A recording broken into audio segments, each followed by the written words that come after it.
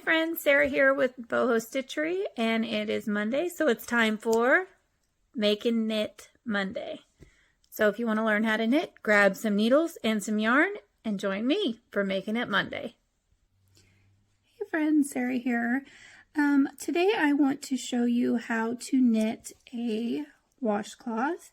This pattern that I'm going to teach you is called Granny's Favorite Dishcloth or Granny's Favorite Stitch, something like that. I can't remember the specific name, but I know Granny's in there somewhere. I brought out an example. Now this is probably not the best example. It's pretty faded. It's pretty worn. I made this quite a few years ago out of 100% cotton. And so if you're knitting this for a washcloth or dishcloth, something like that, you want to make sure you use 100% cotton for this. Acrylic will get kind of soggy and stink when it gets wet. It's not pretty. So make sure you're using 100% cotton. And then I'm also using my Knit Picks interchangeables. I've had these probably almost 9 years, I would say. I think I got them for Christmas in 2016. So about 8 years, I guess. My husband got them for me, and they're my absolute favorite set of knitting needles. They have these cords that you screw on to whatever size needle you're using, and it fits on all the sizes in the kit. So you just screw that on there. I use these all the time, but so if you're looking for good knitting needles, I definitely recommend Knit Picks interchangeables. They're my favorite. So let's get started. Go ahead and grab your set of knitting needles and some yarn. I'm just using this 100% cotton. It's kind of a light beige color.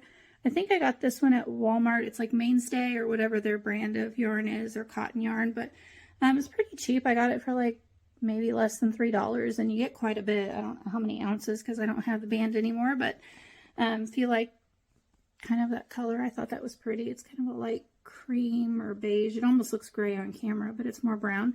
So go ahead and grab your supplies. And I will say, if you're knitting a washcloth or a dishcloth, you probably want to use smaller needles than what's recommended, because this will stretch out a little bit when it gets wet. So I'm going to use a size 5, but really with this 4-ply, I probably should use like a 7 or an 8, but I'm going to downsize because I know I knit a little bit on the loose side. So I'm going to make it quite a bit smaller just so the stitches are tight. So go ahead and gather your supplies, and I'll be right back with you guys. Okay, I'm back, guys. So I flipped my camera around, and I apologize. I am using my little tiny desk tripod thing, and it likes to fall over, so I'm hoping it doesn't fall over during this recording.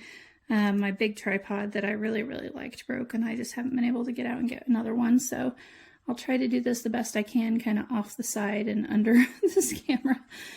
So to begin with, you're going to take your yarn, and you're going to cast on 3 stitches. You can cast on any way you like. I do have a video over on my YouTube channel here that shows different methods of casting on. Actually, I think I did maybe just a couple methods, but there are tons of methods, so go find one that works for you. So I'm going to start off with the slingshot method just because we only have to cast on 3 stitches, so make sure you leave a little bit of a tail. So I'm going to go ahead and cast on 3 stitches, and that's all you need to start your washcloth, because we're going to work in the diagonal. So let me see if I can show you. So we start off here and we increase to the width that we want. Normally I can't remember, it kind of varies on how many stitches across I do, but you can just kind of measure it and see. There's no set amount. Usually I do like at least 50, 55. Sometimes I'll go up to like 75 stitches. But you're going to increase, and then we're going to decrease. So let's get started.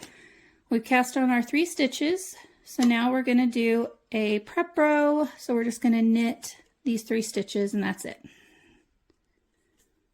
So hard to do, kind of under and off to the side with the way my tripod's set up.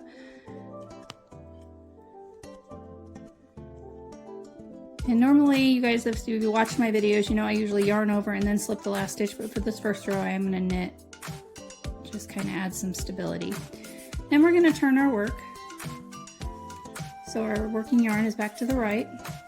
And now this is where our increases begin. So what you're going to do is you're going to knit 1, knit the second one, then you're going to do a yarn over. And to yarn over, you're going to take your yarn, wrap it counterclockwise across the front of the needle, so you're creating another stitch essentially. And then again, I'm going to knit the second stitch until we get some more stitches. But a lot of times once I get more stitches on here, I will slip the last stitch with the yarn in front. So it looks a little wonky right now, but we're going to continue this process. So we're going to knit 1, knit 2, yarn over again. So you knit the first 2 and you always do a yarn over after those first 2. And then you're going to knit to the end. And since I've got an extra stitch here, I am going to go ahead and put my yarn in the front and slip that last stitch. And what that's going to do is going to create a nice clean edge all the way up my project. So I'll show you guys this a couple more times here. So we're going to knit the first 2, just like normal, nothing fancy here. Yarn over, wrapping it counterclockwise so you're creating another stitch. And that's where your increase is coming from. And then I'm going to yarn to the front and slip that last stitch. So go ahead and do this. I'll do it one more time with you guys in case anybody's confused here. And then I'll let you guys continue on for a while. So knit 1 and 2, yarn over, wrap your yarn to the front, and knit to the end. And that's how we're going to do our increase to get the width that we want. So yarn to Okay friends, I am back. I have increased my work to 20 stitches across, and so for the swatch I'm going to start decreasing. Again, normally if you were making something like a washcloth, dishcloth, you would obviously want to do more than just 20 stitches across. Like I said, usually I do at the most about 75. That's for a nice big good size washcloth. I've also, and I forgot to mention this and before I jumped off here real quick, that you can also do this to make baby blankets. I've made several baby blankets using this stitch, and you'll just want to increase to the width that you want. Normally for like a newborn, I would do probably like 36 to 40 inches across. And so depending on your gauge, you would have to count to see how many stitches equal an inch. So like you would just put a ruler or something across here, and you can measure how many stitches make an inch, and you could take that number and times it by the number or the width that you want. So like sometimes I'll do like maybe 108, but again, you just want to check your gauge on that. So let's get back to this. I've got 20 stitches here. Now I'm going to show you how to do your decrease. So to decrease, there's a few more steps involved in decreasing than there is in increasing. And it might seem a little tricky at first, but I promise once you get it down, it's really easy. It's just, you'll just almost feel like a robot when you keep working on it because you'll just get it down so quick. So again, we're going to knit the first stitch. And now we're going to knit 2 together. So to knit 2 together, you have these 2 stitches here, 1 and 2. You're going to turn your needle. So you're going to go in front and into both of those stitches. So you're going to work them together like they're one stitch. And you're going to just knit it like you normally would. And now you have 1 stitch where there was 2. Now you're going to yarn over. So you do your yarn over, and again we're going to knit 2 together. So you're going to knit 2 together, and that decreases it down to 1. Now the whole reason you yarn over is so that you can still keep that yarn over edge, and it'll make more sense and look clearer once you get more rows in. But see how you have like this nice little chain here? It's part of the decorative design. And now you're going to knit down to the end just like you normally would. So we're just going to knit all the way to the end of the row. And like I said, the decreasing part, there's a bit more involved in it as far as steps, but it's really, really simple once you get it down. And this is such a great pattern. You can use it for so many things. Like I said, I love it for quick baby afghans. If I know I'm going to a baby shower or somebody I work with finds out they're having a baby or a grandbaby, I'll just whip one up really quick and give it as a gift. So that was our first decrease. Let me see if I can zoom out so I'm not right up in your guys' faces here. So it doesn't look, you can't really tell that much difference yet, but once we get a few more rows in, you'll be able to tell a significant difference. So again, knit the first stitch,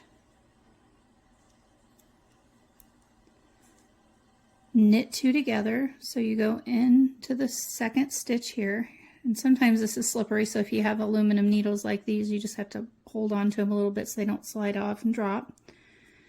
Knit those 2 together, Now do your yarn over and knit 2 together.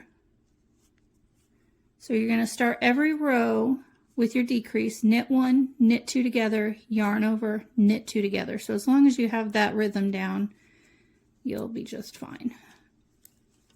And then you just knit all the way to the end. And that's another reason I love this pattern, is there's no purling, as you guys have probably heard me refer to in other videos. I don't really like purling. If I have to do a lot of it, it hurts my hands. So I'd rather just stick with basic knitting. It's faster, it's more enjoyable, I don't have to think about it too much.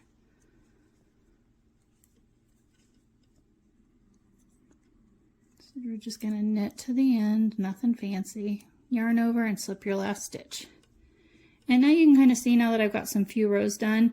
So by slipping that last stitch with the yarn in front, you've got these nice pretty chains. And something else I've also done with this pattern is I've knitted squares, or like any size really. You could do the same size as washcloths, just make a bunch of these up.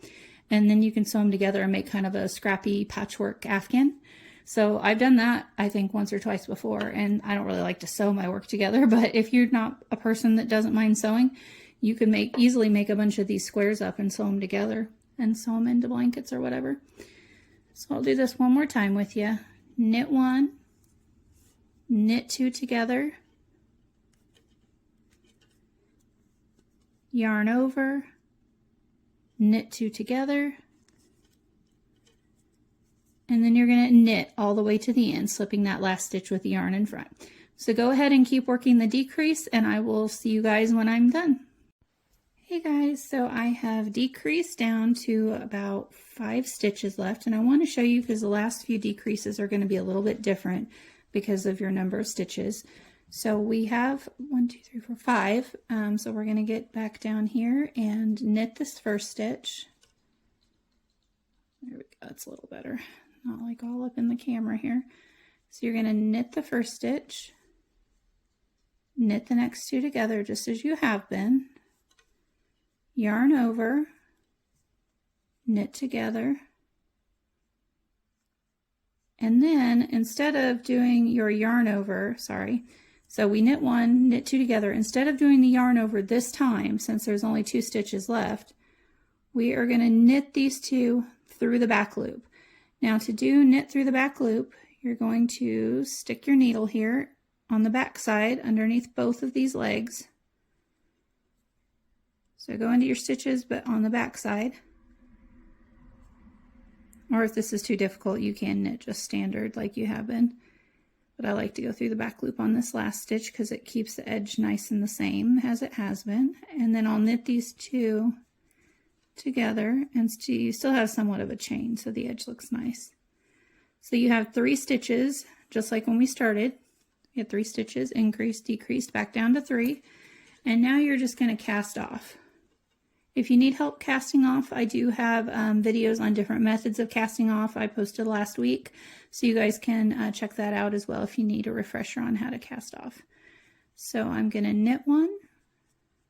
I'm just doing the traditional cast off because there's only 3 stitches, so I don't need it to be stretchy like if I were making a blanket or a garment or something, or I didn't want it to be bunched up, then I would use a bit of a stretchier cast off. And then again, I'm just going to go through the back loop on the last one, just to kind of keep the edges similar. Knit it, and then we're going to pass this stitch over and off. And there you go, guys. That is how you do the grandma's favorite washcloth, grandma's favorite dishcloth. If I'm calling it the wrong thing and you know what it's called, actually, please let me know in the comments because it's been a while. So I don't really know what the name is, but I know grandma's in there somewhere. So that is it, and thanks for watching. If you haven't already, please subscribe to my channel. You can also follow me on Facebook, Instagram, and TikTok. You can find me under boho_stitchery. Thanks. I'll see you guys next week.